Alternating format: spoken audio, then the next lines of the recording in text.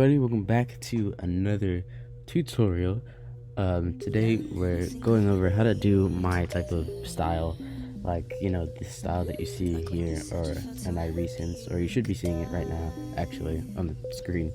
But yeah, I'm going over on how to basically do this whole style, and like the shakes and the twixter and the effects and everything, and such like that. So let's just get straight into it.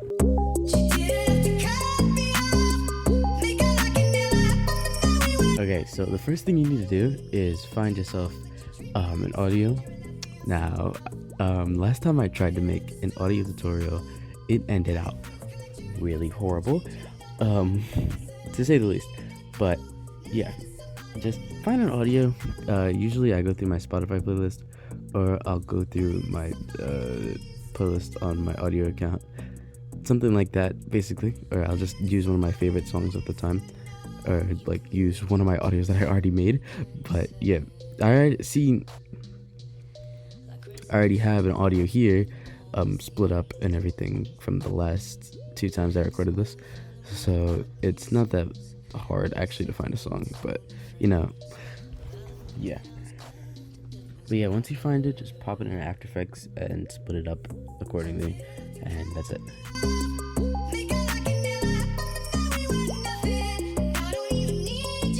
Now my comp settings are a little different, so I usually, almost all the time, I'll edit in 1440 by 1080, which will give you this nice rectangle here. But sometimes, on a rare occasion, I'll edit in 1080 by 1080, and it's this square. But I'll just keep it at 1440 because that's what I do now, and I rarely ever edit in 1080 by 1080. The FPS, I never bring higher than 24. Sometimes I'll edit in 20, sometimes I'll edit in 18. But then my main FPS is always 24. There's actually a reason to that, because Instagram will post anything higher than 30 FPS. So if you just go like a little bit lower than 24, it'll just come out looking super duper smooth, or like how my edits look already.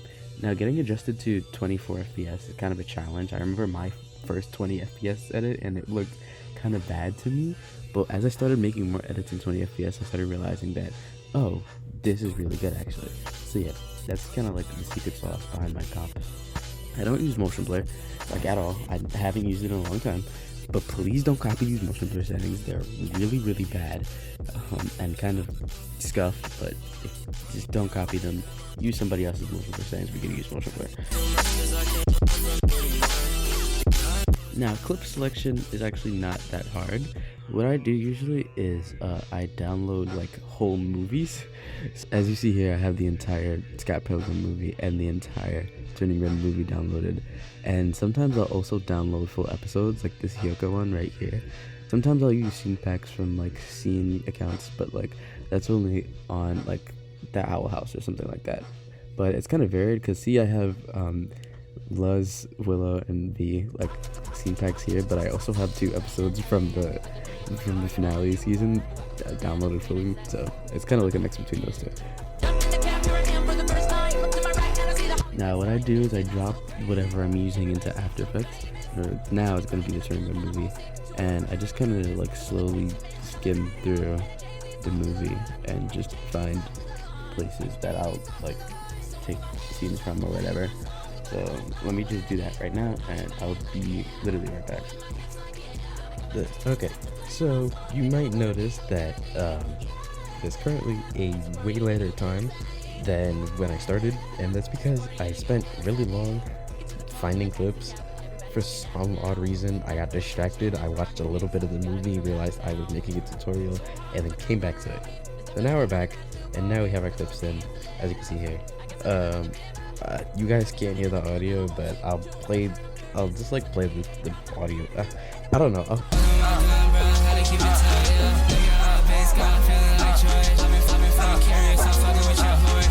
You guys can't hear the audio, so you guys are gonna have to wait till the end product to see how to see how it looks and see how it sounds and all that stuff when it's done.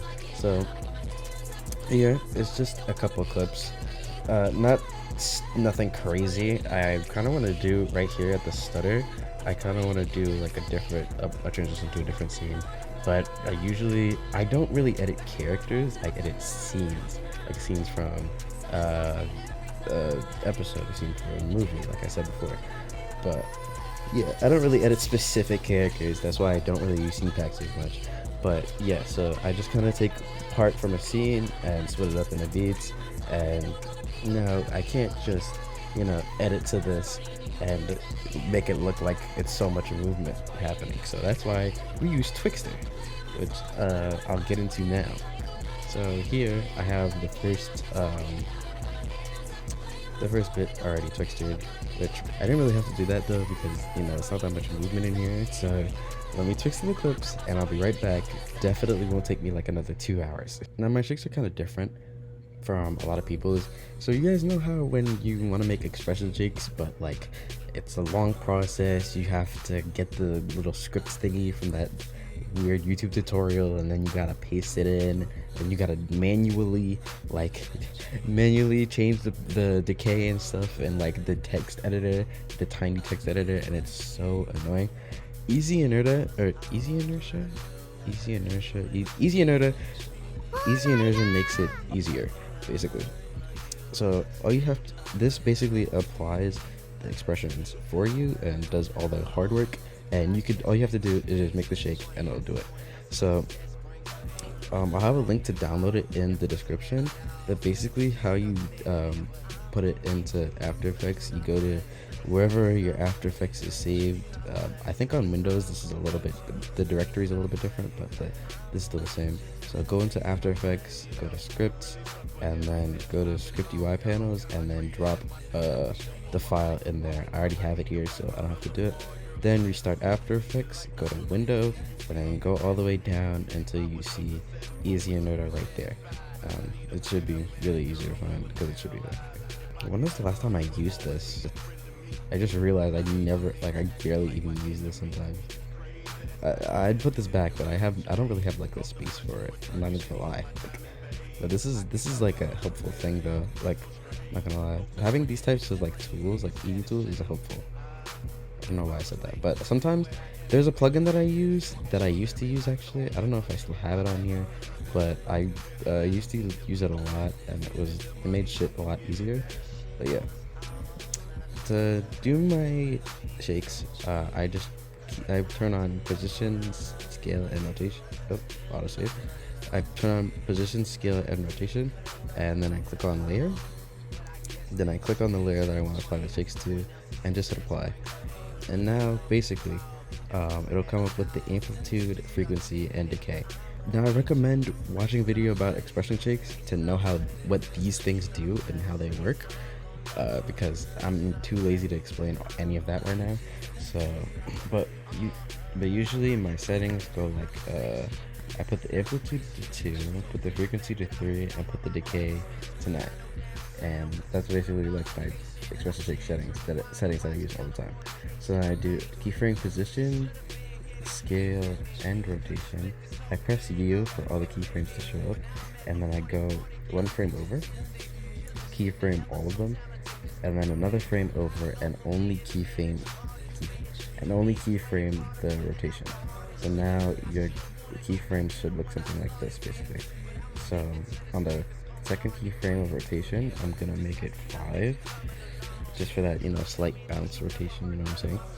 But here basically is where I put the scale and the rotation and the position. So I really don't want to do. So yeah, now you just like make the shake. That's it. Usually I go like this for the shake, and see how that looks. It's too little for that type of scene, so I might go with something a little bit more intense. Maybe move the position a little higher, and make the scale a little higher as well. Okay, that I'm not really fucking with that, so maybe I'll change the scale to a little lower. Okay, I guess I'll go even lower. That's basically the process I follow to making shakes. I don't really like this, so I'm gonna adjust this just a little bit until I get it like perfectly right, the way I want it to be. I really don't want to do like a scale out shake, because I really don't like this. So yeah, it's gonna take me a minute to get this right, but I'll eventually get it right, because practice makes perfect. Sometimes I'll also, if I'm feeling a little quirky, I'll make a little diagonal pattern with these little knobs here that you see on the position. But I usually don't do that very often because it kind of makes it look a little weird. Yeah, like I don't like how that looks. Hold on, let me see if I can adjust it to make it kind of like a... Yeah, okay, I don't really like it like at all, so I'll just kind of put it back to how it was as linear because I don't like it. Okay, I'll just kind of leave this for now because like I don't... I'll just go to the next one and do my save process. 2, 3, oops, 3, and 9. Load. Okay. And P, S, and R, and just kind of do the exact same process I just did. It's basically like the secret formula to like all of my shapes. There's gonna be a zoom out, so there should be... I should really do the zoom out first. Yeah, hold on. Let me do the zoom out first, and then I've never had this happen to me before. Hold on, I'm gonna undo everything. That's so weird. I've never had this type of thing happen to me before, ever. Like, I've never had a shake die on me like that, like so weirdly. Yeah, it's just the rotation. Okay, I'm gonna... Yeah, you basically understand this now. I'm gonna try and fix this so it doesn't look so ugly. I'll be right back once again. Okay, so I've added a group logo. I've added a couple exposure flickers, and I also added a framer glitch. I took out the scale because I realized that's what was fucking it up. Because it's a really large zoom out kind of shake, and I'm dumb enough to realize... I was dumb enough to think that that it was the expression shake. It was not. Anyways, this is what I have so far. Not bad. It could be better, but you know, it's not bad for a YouTube tutorial. So, basically now, I will just take it and like loop it. That's basically it. Pre-compose, and then duplicate, and boom, and then... Now it's duplicated. Now what I want to do is that I'm gonna try and do something different for the stutter. So I'll make it a different scene. But that's gonna take me some time, so I'm also gonna leave again and then try and do it. I'm leaving a bunch of gaps out, but really, I'm explaining it the best I can. The shakes, I can go into detail. I forgot to go into detail about the shakes, but basically, the position is kind of down left on this one, and the scale as well as kind of zoom in, and it creates this kind of bounce effect. We started that in the beginning. The shake on this clip, it's a zoom out and it's pointing to the bottom left, and that's it. Basically it'll make it pop like that. It's pretty okay. And then this one is also, it's kind of a minor shake basically. It's only zoomed in a little bit, only moved a little bit, and you can see that as it plays. It's very minor. And this one is also basically kind of same one that you see in clip 2, and that's what makes that the shakes kind of, you know, that's basically the shakes like broken down. It's really simple, it's really easy. I don't really use motion tile, but if I were to put motion tile on it, let's just see really quick. I'd imagine it looked better with motion tile, but seeing this tiling right here, I don't like it at all. So I think I might just keep motion tile out of these shakes, because with motion tile, you see the tiling is really obvious and it looks out of place and all that. The only time I ever used motion tile with these types of shakes was my Luz edit, but that's because it kind of needed the motion tile because it was it was more of a softer edit. You give a softer vibe. This one's a harder edit, so you know. I'm basically just against motion tile. I don't really like motion tile.